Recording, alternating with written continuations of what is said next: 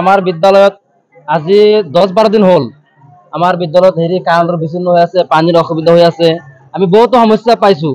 গতিকে সেইবোৰ সমস্যা আমি আমাৰ ইনচাৰ্জ ছাৰক জনাইছো। ইনচাৰ্জ ছাৰে কৈছে যে মই ৰিজেন দিছো, মই বৰ্তমান ইনচাৰ্জৰ দায়িত্বত নাই। এতিয়া আমি প্ৰেচিডেণ্টৰ ওচৰত গৈছো, প্ৰেচিডেণ্টে কৈছে যে ঠিক আছে তোমালোকে যোৱা। মই শনিবাৰ নহয় শুক্ৰবাৰ দিনা মই গৈছিলো।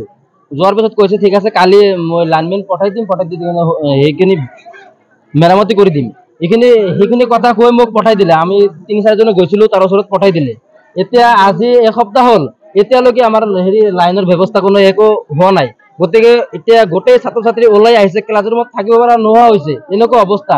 আৰু ৰদ দিছে, ছাদ আছে ওপৰত, আৰু এনেকুৱা গৰম হয় যাতে ক্লাছ ৰুমত গ'লে আগুন জুই ওলাই আছে, এনেকুৱা অৱস্থা হৈছে। কাৰণে আমি গোটেই ছাত্ৰ ছাত্ৰী লগ হৈ এতিয়া ওলাইছে যে আমি ক্লাছ নকৰো যেতিয়ালৈকে আমাৰ বিদ্যালয়ত কাৰেণ্টৰ ব্যৱস্থা নহয়, মেৰামতি কৰি নিদিয়ে, তেতিয়ালৈকে আমি ক্লাছ নকৰো। এতিয়া বৰ্তমান ইনচাৰ্জ আমি জনামতে ওমৰ ছাৰ আছিল, কিন্তু এতিয়া বোলে সি ৰিজাইন দিছে। এতিয়া কোনোবা হ'ব মই নাজানো। এতিয়া আমি বিচাৰো যে আমাৰ যাতে অতি সোনকালে আমাৰ এক্সামো আহিছে, আমি যাতে ক্লাছ কৰিব পাৰো।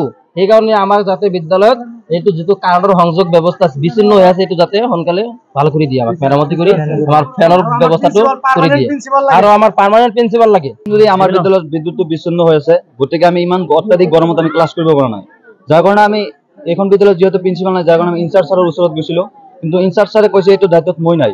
যাৰ কাৰণে আমি গোটেই ছাত্ৰ একতাভাৱে মিলি আমি আমাৰ বিদ্যালয়ৰ প্ৰেচিডেণ্টৰ ওচৰত গৈছিলো। প্ৰেচিডেণ্ট ছাৰে কৈছে যে প্ৰেচিডেণ্ট ছাৰে মানে এইটো কামত গুৰুত্ব নিদিয়ে, মানে সময় দিছিল, তথাপি মানে আমি ঘৰত গ'লে ছাৰ ঘৰত নাথাকে, মানে আমাৰ এইটো কামত গুৰুত্ব নিদিয়ে। যাৰ কাৰণে এতিয়া আমি অত্যাধিক গৰমত আমি ক্লাছ কৰিব পৰা নাই, যাৰ কাৰণে বাহিৰত ওলাই আহিছো। আৰু যেতিয়ালৈকে আমাৰ বিদ্যালয়ত বিদ্যুৎটো ঠিক কৰি নিদিব, তেতিয়ালৈকে আমি ক্লাছ নকৰো। এনেদৰে বাহিৰত থিয় হৈ থাকিম, নহ'লে ঘৰত গুচি যাম। 10 দিন ধৰি। সেইকাৰণেতো আমি যাৰ কাৰণে গোটেই ছাত্ৰ একতাভাৱে মিলি ওলাই আহিছো, আৰু গোটেই ছাত্ৰ ছাত্ৰীয়ে ক্লাছ নকৰে বুলি কৈছে।